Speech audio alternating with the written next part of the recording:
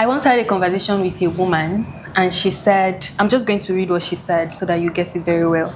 She said she does not have kids, but she has borne the weight of having kids from carrying her siblings so much that the thought of bearing her own kids scares her.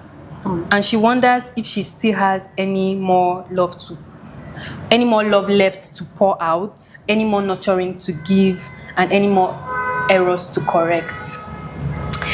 Today, we're on the Self-Studies with Wild Power podcast, and I have a guest that I think embodies family, relationships, and community so much.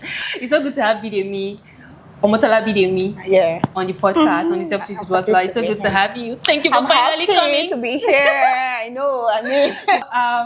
I just really want to know how you've been able to balance family. I feel like you have a very incredible bond with your siblings. Every time the first time I had a conversation with somebody about you, I've known you for a while, but the first time I was talking to somebody about you, the person said, Bidemi is that lady that carries everybody along. Look at now, she has put her sister here. Her sister is this, and it's because of her. So have you been able to manage carrying your siblings along and still thriving as much as you do? Yes. So first of all, I don't know if I've been able to create that balance yet, but I would also owe it to how we grew up. So I grew up in a very close-knitted family. We're all in each other's faces. There was no, this is my room, that's your room. Yeah. So because we're all in each other's faces, we had no choice than to bond. Right now that we're even much older, I think that's when the bond is getting stronger because we no longer live in the same city. My younger sister doesn't live in Abuja anymore. I mean, everybody's just spread across various parts of the world. Yeah. But regardless, one thing that has stood out for me, I would always say it is how we were brought up. Right. So my parents are also very, very family-oriented people. Yeah. And I say this a lot because your family will always be the person that will be there for you. Your family would always be the ones to hold you in whether you're in your most weakest moments, for instance, your weakest moments during the wins, your family will always be there cheering you on. And that's one thing that has always been my mantra. So in order for me to say I'm balancing that, I can't say I'm balancing it well enough. Yeah. But one thing that I try to do is I try to prioritize. So when it comes to family, there is no bargaining. If anything is going on in the family, for instance, and they call me, I'm leaving. I was telling somebody the other day that when my other sister gave birth, I wanted to go on maternity leave, but I was going to be very dramatic. So I went on sick leave. So I went on sick leave instead. I mean, it would have been funny to a lot of people, but that was it. I went on sick leave for a few days. And so a lot of people would ask me, why are you not at work? I'm like, my sister gave birth. And they're looking at the one that gave birth. But that's how we were raised. So I try to prioritize when it comes to family. I don't bargain.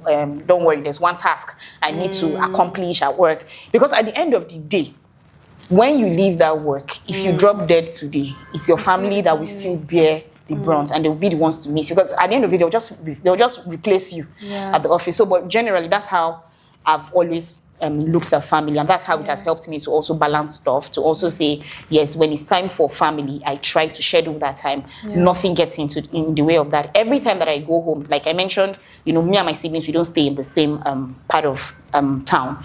But every time that we go home, it's just an unspoken rule. We don't use our phones. So somehow we always have time to talk to each other because we want to be present in that moment. So yeah, generally, that's just how it has been for me. Amazing. I mean, we can just see it. I mean, it's not like you're always even talking about your family, but every time you do about them, everything you share about them, it feels like you guys have an incredible bond, and I love it.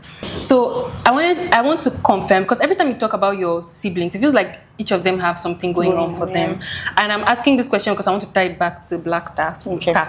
Do you think that it is easier for you to give without losing yourself because everybody has something going? I think everybody has something going for them. So you are going to correct that if that's correct.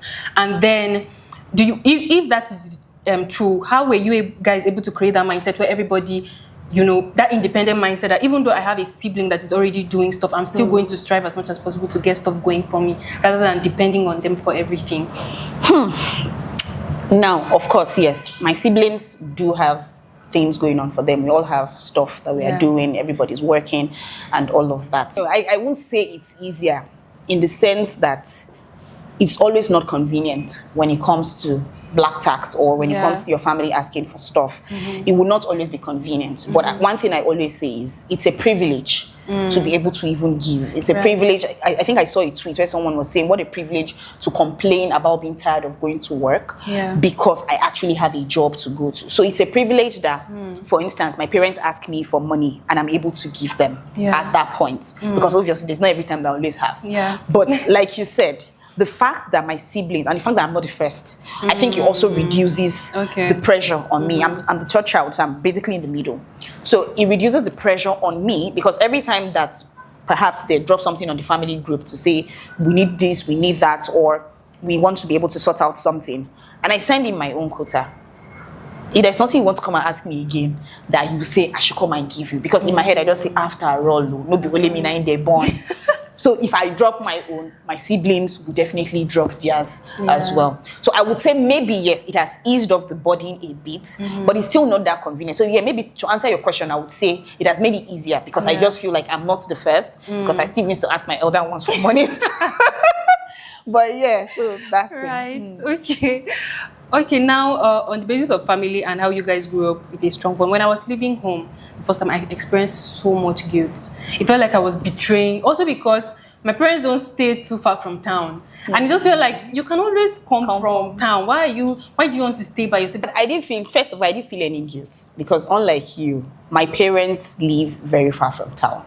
So it was a whole lot of struggle coming to town and commuting to town every day for work and back.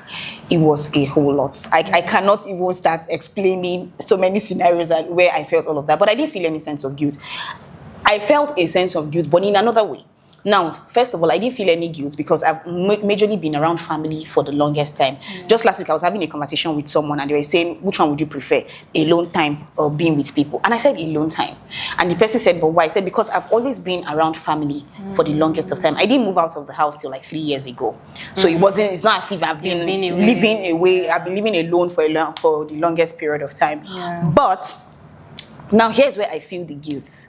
For instance, because we used to share a lot of things. I don't know about a whole lot of other homes, but I grew up in a very average, moderate household where we used to share a tin of peak milk, we share a tin of sardine, and all of that. You legit have to share. When you even open one peak milk, you have to tear paper to cover it. Right now, every time that I open a tin of milk and try to finish it at one go, I feel very guilty. I feel very guilty when I'm eating a full sardine. I feel very guilty when I go and buy Point and Kill. I want to eat it alone. I do eat it by myself. But yeah, I think that is generally where I feel the guilt from because in my head I'm like, oh my God, why am I eating what an entire family would usually eat? I mean, the economy is not even smiling. So, but in as much as that is there, I always feel that sense of, sometimes seriously, because of that sense of guilt that overwhelms me, I don't finish it at once. I cover it. I actually cover it, then I keep it. Are you serious? But yeah, so really, I still do that alone. I know, and now that I know, the funny thing is, sometimes I don't think about it.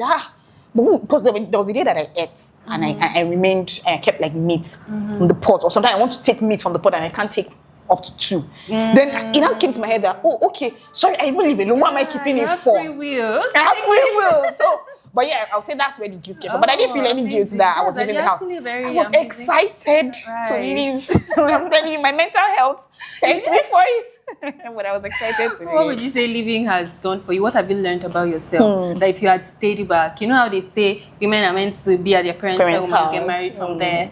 What would you say leaving has taught you about yourself and staying my parents have? Now, I have 2 different responses to that about, women staying in their houses and all. Because a lot of people used to say, and when it comes to the guy, you can leave the house once you're like 18 and above and all. And their excuse is usually so that the guy can be independent. And I always ask the question, so the woman is not meant to be independent as well. So, but yes, living alone for me has helped me to understand a lot of things. First of all, it has helped me in my self-awareness journey. It has helped me in my self-discovery journey. At least I know my triggers, I know my preferences, I know my habits. I know things that I would not necessarily take. And I say this because even when I was in university, I had a roommate before my elder sister graduated. That also helped to build a bond. So when my elder sister graduated, first, second year, I was living with my elder sister in the university. From there, I moved to having a roommate. So I've never really lived alone. But when I started living alone, first of all, it helped me to realize that I am not as lazy as I think, as my dad or my mom thought I was. Because every time I'm like, oh my God, why are you just lying down sleeping? Stand up, And that's something because now nobody is telling you to do stuff. You actually have to do stuff. Yeah. Nobody's telling you that you have to wash plates. If you don't wash it, it will be there. Yeah. Your house will stink. You will come back to it. So it has helped me to understand myself better. It has also helped me to be much more responsible because now I manage my own finances. I have to pay my bills myself. I mean, every time that I think about the money I spend on electricity, I'm always paying because when I was at home, I didn't really care about those things. I think I saw a tweet where somebody was saying, I thought that mops were things that lived in the house. I thought that curtains came with the house. You understand? I didn't know that I had to buy them. I didn't know that I had to buy them because you just came home and there were always curtains. There is always a mop. There is always a broom. But then when I started living alone, I had to start buying these things myself. So that's when our parents say, when you live alone, when you grow up, you understand. I understand now like mad. So, but yes, it has helped me. And again, it has also helped me to be much more, I think I mentioned much more responsible. That's also helped with conflict resolution. Plus, that's also helped me to appreciate my family more because now I appreciate family time more. So every time that we get to see, we all try to, maximize and maximize that time. But also, it has also helped my parents respect me more because they respect you more when you're no longer under their roof. They respect you from afar. Exactly. So, but yeah, a whole lot. But yes. So really would you encourage like young people to, live alone before? Yeah, definitely. I think I've mentioned a lot of reasons already on why young people should live alone before they get married or before choosing to spend your forever. I mean, it's forever with a significant other. I've mentioned, self-awareness. It helps you with discovery. It also helps you to be much more responsible. But then I also understand that there are some people due to financial restraints. Please, if you cannot afford it, just do. It's called pay rent. They are their parents. Let them pay rent. Let them pay the rent. Let them pay. I love it. I'm parents, but yeah, rent is expensive. Oh God. Oh Lord. I've dropped it on you. So, but yes, I mean, it's called parents for a reason. But then I also understand that there's some financial constraints. And I understand that there's some people that, they probably have aged parents or there's an ailing parent or something that you need to stay and care for. And then for some people, it might also be their culture. This thing you spoke about, for some people in their culture, they say that no woman is to stay in this house, so you can't leave. But yeah, I would generally advise that people should live alone before they get married because that way, you know the things that you can take and you know the things that you cannot take. I think one of the things that I covet from you is the community that you have. You have so many people around you. First of all, how were you able to build that? And how instrumental would you say community has been beyond family in helping you navigate life so far? So yes, first of all, you have to be very intentional when it comes to friendships. I feel like people do not put as much effort into friendships as much as they would with romantic relationships. So that's majorly why people don't have that deliberate community. So for me, that's how it has been. The fact that I'm a very friend person. If there's a word like that, I like to use that word, that I'm a friend lover. I would rather have a lot of friends. I don't really have a lot of friends, but I just know a lot of people but I would rather have friends that are there for me because honestly, your friends will be the ones to hold you. I mentioned that your family will be the ones to hold you, but your friends as well. They are there through the breakups. They are there through the laughter, the losses, and all of that. So yes, friends have been really, really instrumental. One, a lot of jobs that I've gotten have been through my friends, from referrals to recommendations to everything. Even where I work currently was through a friend that referred me. So it has been very, very instrumental. Same way I want to work on something, I don't even have to start racking my head. I just know that I check my contact list. Of course, I can call this person, put this thing up. There was a time I had something to do at work. I had to just call a friend of mine in another organization. So yes, it has been very, very instrumental. But I think people tend to trivialize friendships, and that is why we have issues where people will say, I beg you, just go. It's so easy for people to want to cut off friends. You just want to go instead of having conversation. So conversation is very, very important. In as much as I have friends that I say, okay, these are friends, we've also fallen out in a lot of times. There are people that every time that I fall out with someone, I always try as much as possible to have a conversation with them. So it will not be for lack of not trying. Because again, that's why I said friendships are very important. So a lot of people like to, put romantic relationships on a high pedestal. Maybe because I've not been in a lot of romantic relationships.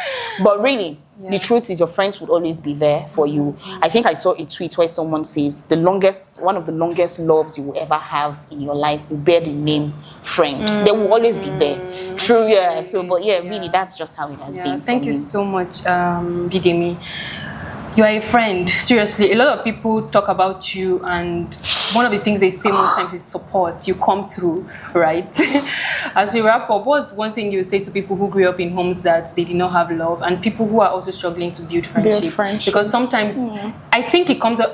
It doesn't come easy for me. If I have friends, I value them. I love being with people, but it's not the easiest thing for me. So I don't know how to initiate. So what advice would you give to people who are, who are not from homes we love, and people who do not really have people they can call friends? So for the people, I will just speak to the people that are not from homes we love, because that's one thing that I really like about my house. I can always go home. It can't be that bad. Yeah. But the truth is, first of all, you have to heal from that, because it will take a lot of process to want to unshackle yourself from that, because it's going to be a lot of trauma. So it takes a lot. I also still have my own childhood trauma. So even as I'm talking about, you need to actually heal, and you have to go on that intentional process to say you want to heal from this thing. You want to actually tell yourself that you are capable of receiving love. You are capable of giving love. So you need to tell yourself that. You need to actually tell yourself and know your worth. That's one thing. Some people stay in certain situations because they don't know their worth that much. So you have to be self-aware, and again, you have to heal. Then the other question on how people can build friendships, like I mentioned, you have to be very intentional. So if you see someone that you want to be friends with, you can reach out to that person. It doesn't mean that the person is going to accept your friendship, because somehow you might be somebody's friend, but they are not your friend. Do you understand? So that happens too. Right. But at the end of the day, you can also make that intentional step. This is funny because even me, I just remembered something right now. But I'm going to give a very practical example. I had a friend, she's a very close friend of mine now. And before we became friends, she just realized that I like to read books. So sometimes she would send me books. Sometimes she would send me books. So that we were building that friendship, we're building that. So you can also do that. Try to look for what the person likes. And then if you see someone that you admire, I've had a lot of friends that I didn't even meet them in person. We probably met online, and then we became friends. And now I feel like social media has made it easier for a lot of people. You don't need to see people in person, to be friends. But yeah, that's just what I would say. Be intentional is very important. Be intentional, put in the effort. Show up. That thing you said about showing up. Show up is very important. Thank you very much, Bidemi. Thank you. I mean, now you know how to make Bidemi your friend. Just get a book that she has read and you are good to go. I know. Thank you so much, guys, for tuning into the Self-Street with Wildflower podcast. Make sure you like, share, subscribe, and ensure that you reach out, you build friendships, make sure that you are doing right by yourself, to meet people, to build community, to love your family as well. I know that black tax can be very exhausting. And I also just want to say that people take intentional efforts, even in families. Try as much as you can in your own capacity to get something going for yourself, so that, we're able to relieve the burden on each of us while we are still trying to show up for each other. Thank you so much, Bidemi, for coming once again. I cannot wait to have you again. Yeah, definitely. Smart Bidemi. You are Bidemi. I will definitely come back. Thank you. Thank you so much. I'll see you another time. Bye.